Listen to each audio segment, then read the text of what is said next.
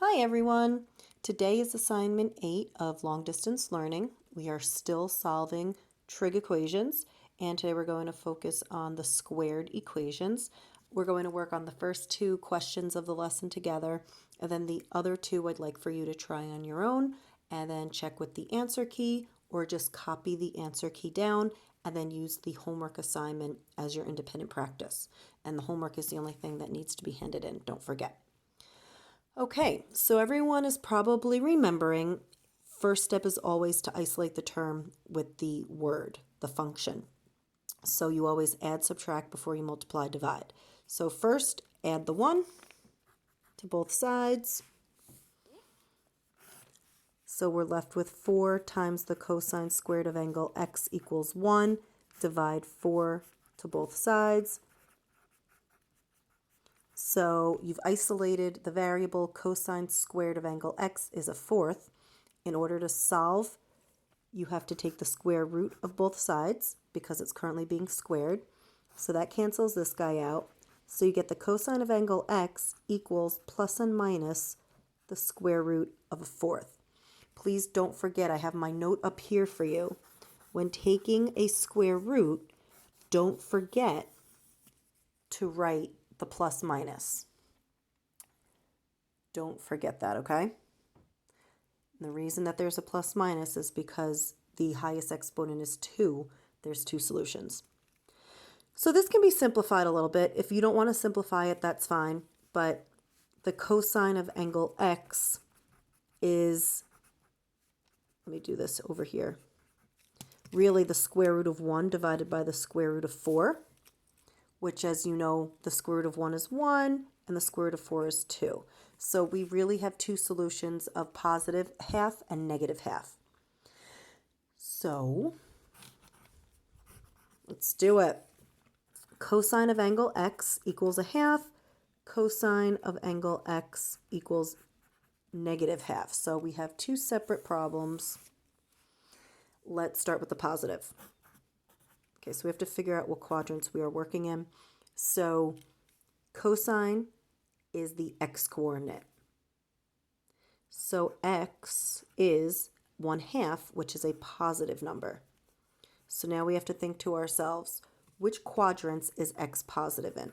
So go through. X is positive in the first quadrant, so we're going to use this guy. The second quadrant is negative positive, left then up. X is negative in this quadrant, so we're going to get dramatic and cross it out. The third quadrant goes negative, negative, or left down, and x is negative here. So we're going to get dramatic and cross that one out. And the fourth quadrant goes right then down, which is positive, negative. So again, we want x. X is positive in this quadrant, so we're going to keep it. So at this point, why don't we figure out the angle? So in order to figure out the angle in your calculator,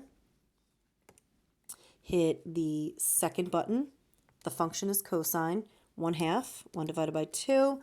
So it's 60 degrees. Our reference angle is 60 degrees. So when you type in second cosine in your calculator, you get 60, which turns out to be your reference angle, your alpha, which belongs to the first quadrant. So I always like when that happens. Whenever you're trying to find an angle in the fourth quadrant, it's always 360 minus the reference angle, and in this case it's 60 degrees, so 300. So those are our 2 answers for positive half. So now we have to repeat the process all over again. Cosine of angle x is negative half. So in your calculator, you've got to find your reference angle. So we'll type in second cosine negative 1/2 this time, which gives me 120. So I'm not writing that over here. That's not my reference angle.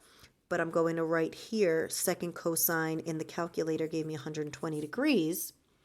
So don't forget, sometimes your calculator doesn't give you the reference angle. I'm sure you guys can anticipate what it's going to be based off of this previous part. So 120 degrees, visualize it. It is a second quadrant angle. So when you're trying to find the reference angle in the second quadrant, it's always 180 minus whatever the calculator has given you. So check it out. Your reference angle is 60 degrees. Not quite a shock because positive half was 60. So you don't have to go through this whole process. If you realize that this is the negative to the positive here, you can assume it's going to be 60. You don't need to show work for that. So now we have to figure out what quadrants we'll be working in. So this time, the x value, because it's cosine, the function is cosine, is negative. So I'm going to write that here. X is negative. So if x is negative, we got to figure out what quadrants we're going to work in. So I have the first quadrant as positive, positive. X is positive in the first quadrant. We don't want that because x is a negative. It's a negative half. The second quadrant is negative, positive. X is a negative value. We're keeping this one. Third quadrant is negative, negative. X is a negative value. We're keeping this guy. Fourth quadrant is positive, negative. X is positive. We are not going to keep this quadrant.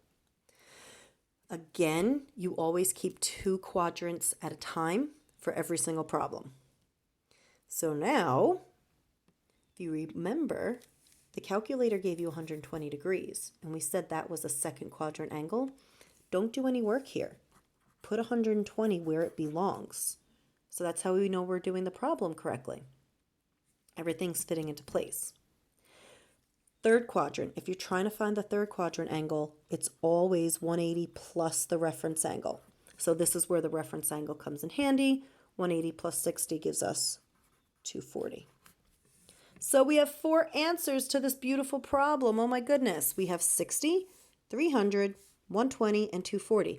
Oh my goodness, we have an angle in all 4 quadrants. I love the big pictures. Okay, I'm shutting up. Let's move on to a second example.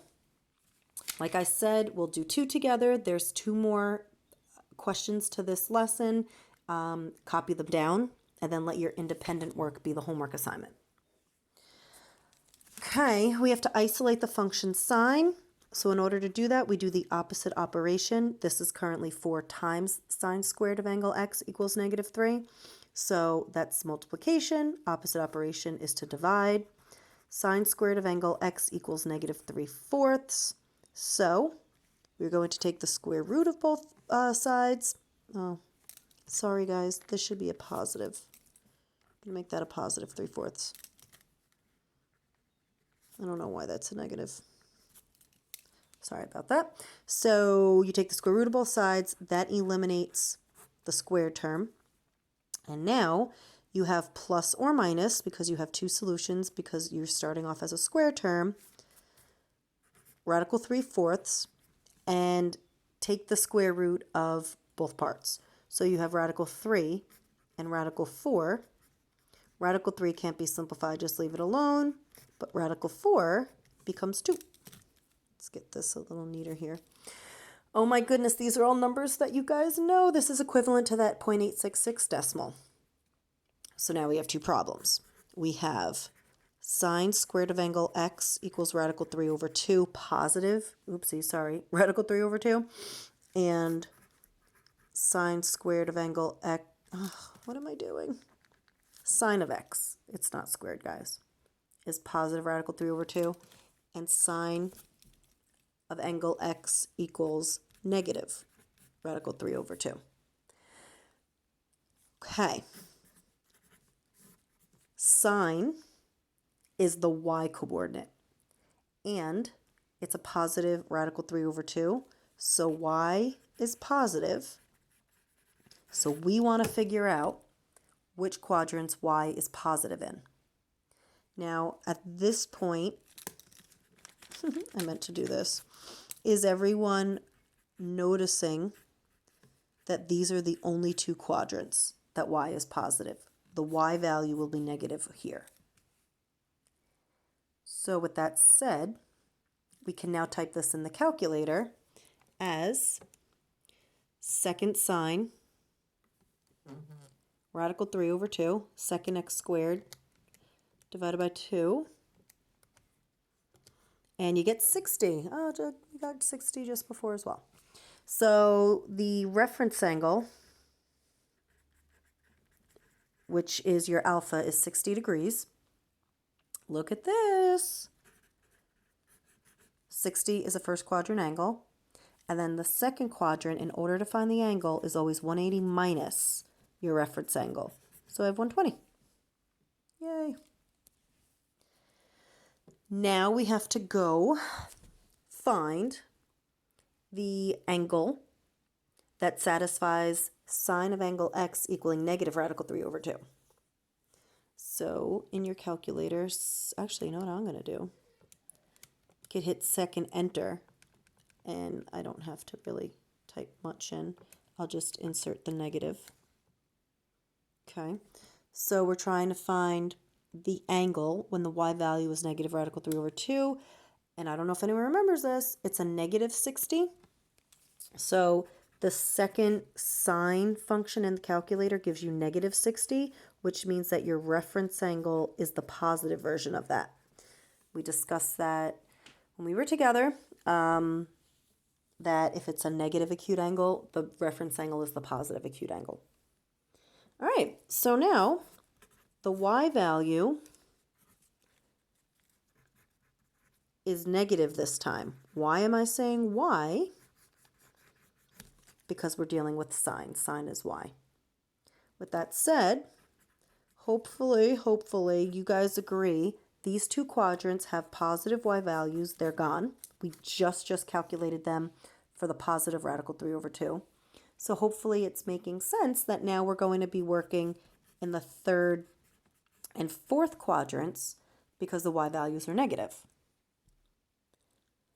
So at this point, we want to find the angle that's in the third quadrant. Third quadrant angles are always 180 plus the reference angle, so 240. Isn't that funny? We're getting the same answers as number 1. And fourth quadrant, you're always going to use 360 minus the reference angle. So again, 300. So you have 4 answers, the same 4 answers for number 2 as number 1, although they were vastly different in their initial setup. The answers here are 60, 120, 240, and 300. Okay, so hopefully you're getting the gist of these questions. If not a big deal. We have more to go with these. There's a lot of different topics. This is the big picture. So, just ask me questions. Let me know anything that you need as you're going along. All right, guys. Miss you very much. Have a good rest of your day. Bye.